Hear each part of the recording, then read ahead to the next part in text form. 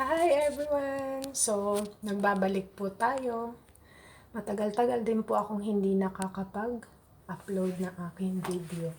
So, ngayon guys, naisip kong i-share itong aking bagong nalaman. So, malaking tulong sa mga, syempre gusto din nating pagandahin ang ating sarili. Yung pagmamahal sa ating sarili guys. So, meron na po akong nabuksan kasi nga trinatry ko na or na-try ko na talaga siyang gamitin. So, itong content ko guys ay para po sa mga gustong magpatangos ng ilong na natural or manual. Ito po yun. So, guys, nagbukas na ako ng isa. Bali, dalawang kulay. Itong kulay blue at saka pink. Dahil nga guys, masyadong masilaw itong ating ano dito. So, yan ang hitsura niya guys. Pampatangos ng ilong.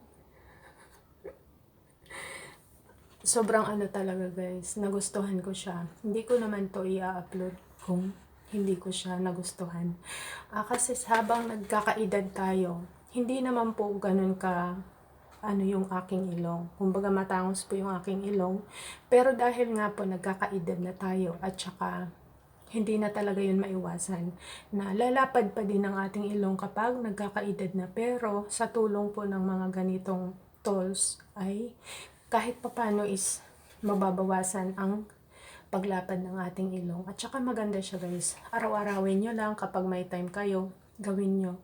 Kasi maganda siyang gamitin. So yan guys, meron na akong nabuksan. Ito hindi ko na siya guys bubuksan kasi parang gusto ko siyang itabi lang. So depende po sa inyo kung paano nyo ilagay. Pwedeng pa ganyan guys, pwedeng pa ganun. Depende po sa inyo. So yun, ganito gamitin. At saka yung pagtangos po ng ating ilong, depende po sa ating paglagay. Kung saan nyo gustong patangusin, kasi meron din dito na, dito kasi medyo ano naman ang aking ilong. Yan guys ang aking ilong. Kumbaga matangos na siya, pero malapad lang dito na dahil nga pumayat na ako, then nagkaedad na din ako. So, ganun talaga siya. Tsaka yung ating, ano dito is, so yan, dapat pala umupo ako na. So habang ako po'y naglilinis, at saka mag-isa lang ako, ito po yung aking nilalagay sa aking ilong. So ganyan na guys. Pag gusto mo yung ilong mo, yun yung itsura ng ilong ko guys. Dito lang naman ang ano ko, kasi lumapad na siya. Alam mo yung parang gumaganyan. Diba? Pag nagkakaedad tayo at saka mapayat. So, ganyan ang aking ilong. Paano ba? Basta ganyan siya. So, depende po sa pag inyong gustong pag-ipit. Kung gusto nyo dito, dito, depende po. At saka maganda siya. Maganda siya guys. Kasi pagising ko sa umaga, sabi ko, hala, parang medyo nagbago yung ano ng ilong ko guys. Hindi na siya ganun kalapad. At saka yung butas ng aking ilong is parang heart shape. Alam mo yung pag ganyan. Although, syempre merong gap kasi yung dito natin. So, ganun po siya. So, ayan na siya guys. Ating share. Pili po kayo kasi natural, mas maganda. Syempre, alagaan mo lang, laging mong gawin para ma-achieve mo yung gusto mong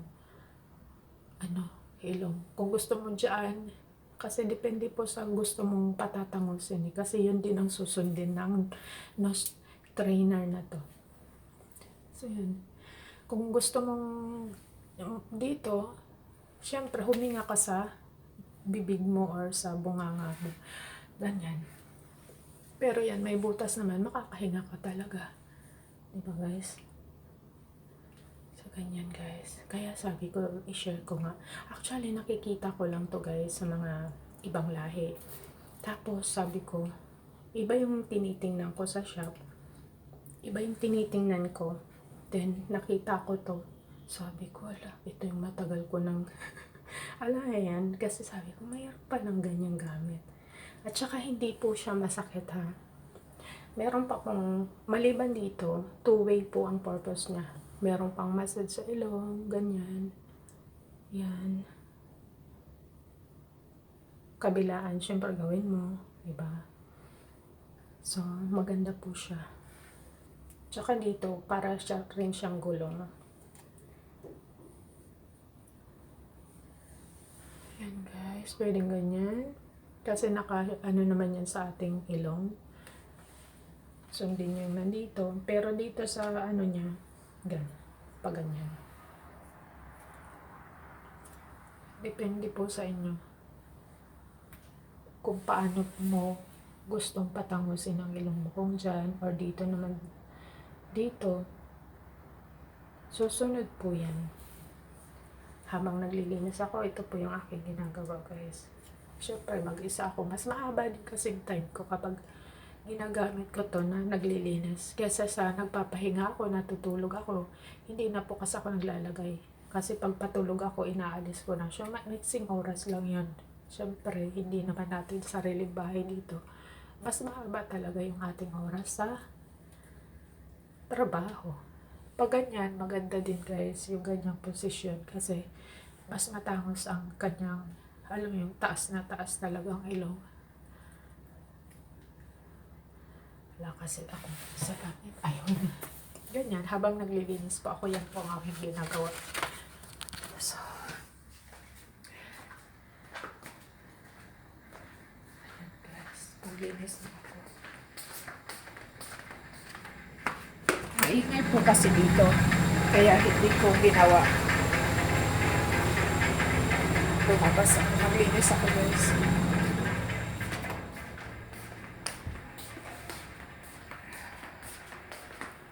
Ako lang mag-isa. So, general cleaning. Naglilinis guys. Lunch time ko na pero hindi pa luto yung aking food.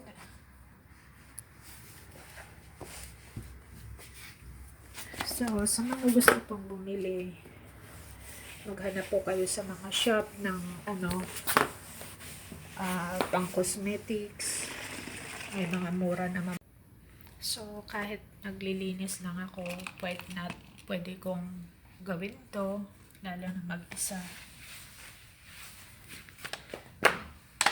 So, ganyan guys. Tsaka naputol po yung ating video. So, continuation natin. Ako po yung naglilinis. Lunch time ko na. Wala akong maglilinis. Basta ako guys, naglilinis ako. So, habang naglilinis, yan.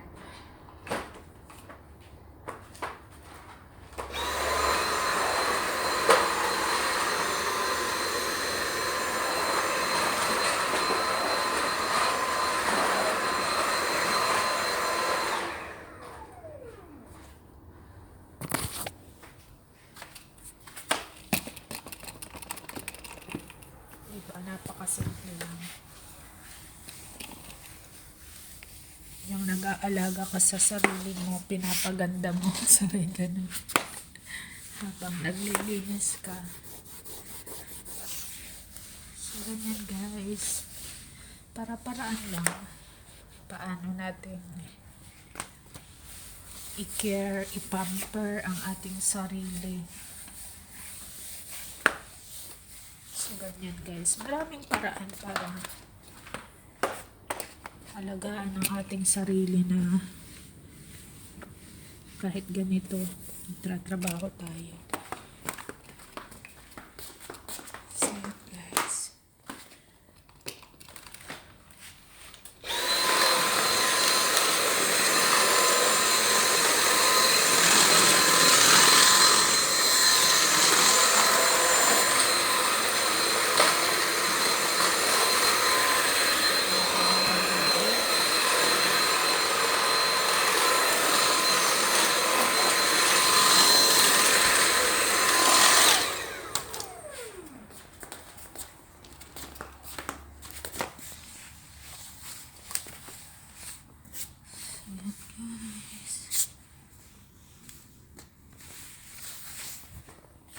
Yung dilim ng aking kuha.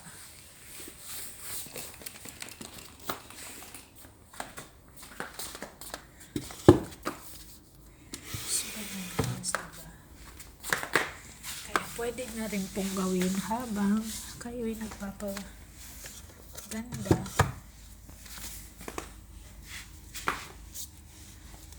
Habang kayo'y naglilinis.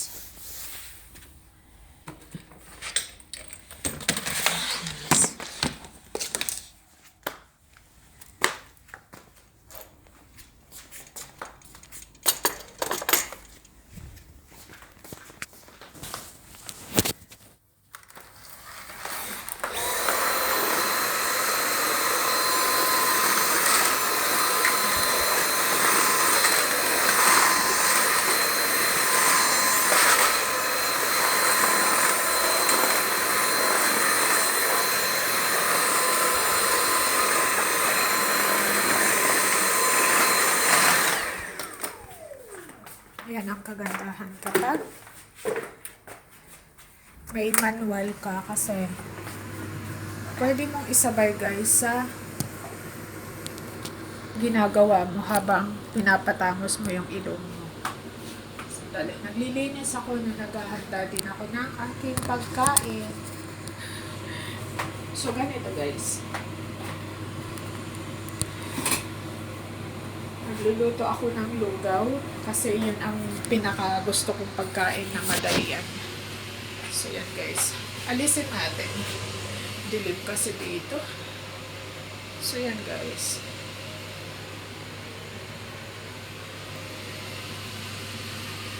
yan ang aking ilong. Iba kasi guys ang ating ilaw dito, masyado siyang basta yan, makikita nyo naman, ibang-iba ang form niya kapag ginagamitan natin ng nostril, ng nose strainer. So, subukan nyo guys. Yan ang aking ilong. Kasi gusto ko medyo kumipot dito. Yan, nakita nyo. Diba? Basta maganda siya, subukan nyo, bumili na kayo kapag meron kayong nakitang stock, or hanapin nyo. Yan guys. Diba? Ito yung natural lang. Hindi ka matatakot.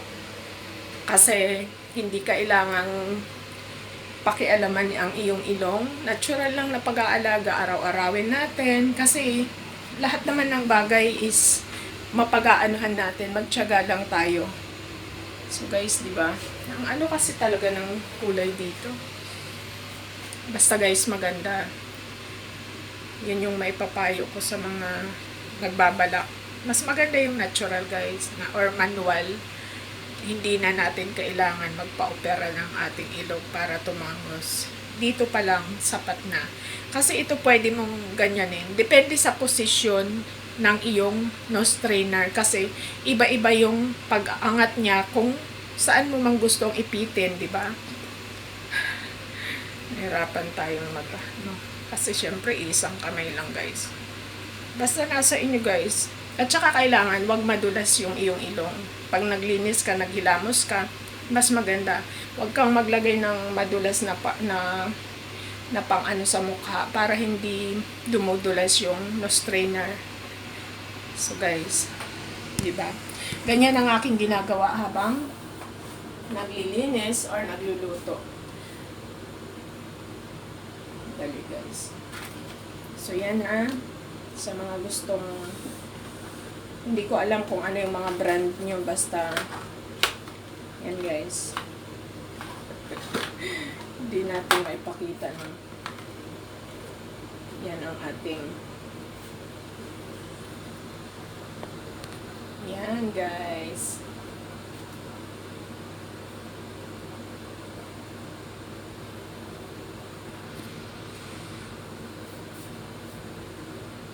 Yan ang natural na pagpapaganda. Yung gamit ka lang ng tools na hindi mo kailangan pa-operahan guys. Natural na pagpatangos ng ilong. Guys, diba? Iba kasi yung aking ilaw dito guys. Hindi talaga Tsaka ang aking cellphone ay hindi siya yung pinaka mamahaling cellphone. So, expected the color of the, alam niya na, video. Expected natin na hindi talaga ganun ka. Pwedeng ganyan, pwedeng pa ganun, kasi naka-shape yan sa ilong natin. Pero ang pinaka gusto ko guys na posisyon nito para sa tangos ng ilong ko na gusto kong ma-achieve ay ganito. Ganyan. Kasi as in, matulis ang kanyang, tsaka mas mataas. Tsaka hindi pantay ang paglagay ko guys. Siyempre wala naman akong salamin na gamit. So, pinapakita ko lang sa inyo kung ano yung mga posisyon na pwede. Pwede dito, iangat mo, pwede sa gitna. Depende po sa iyo kung paano mo gamitin. So, yan po yung aking mai-share na aking nalaman sa pagpapaganda ng ating ilong na natural lang. Natural para sa akin to. Siyempre, di ba?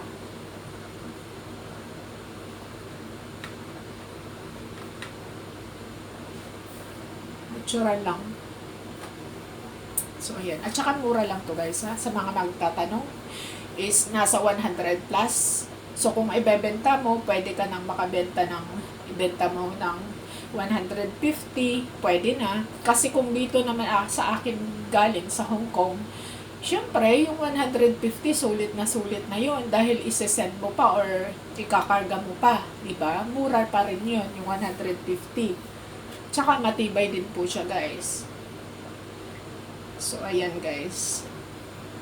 Thank you so much for watching. Bye-bye. Sana nagustuhan nyo po yung aking na-share na video ngayon. Bye-bye na. God bless. Hanggang sa uulitin na video. Thank you so much for watching. Bye-bye. Merry Christmas and Happy New Year po pala kasi syempre December na ngayon. Bye-bye!